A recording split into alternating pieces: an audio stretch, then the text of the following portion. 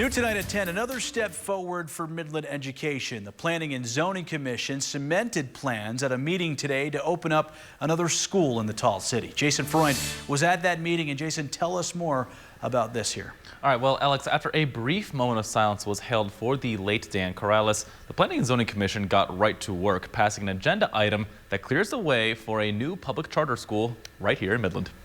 It'll be known as Harmony Science Academy Midland. The final plat for the school was passed unanimously by the Planning and Zoning Commission. And Harmony's goal for the past 2 years is to bring their brand of higher education to the Tall City. Harmony is known as Texas' largest STEM schools, STEM.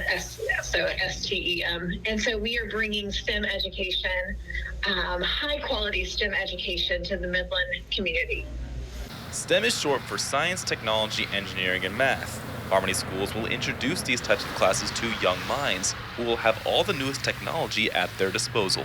We have maker spaces in all of our campuses that will have 3D printers. Our students will be learning how to do robotics in elementary school, starting in elementary school, as well as working with drones and the 3D printers. They start computer coding in elementary. The new school will be in the northeastern part of Midland, just off of Loop 250, and some of the groundwork has already been laid out. But all the school needed was one last approval from the Planning and Zoning Commission, which they got unanimously. Now the work can begin. Once we get an address, we can formally get a permit, and then we can start construction on this project as well.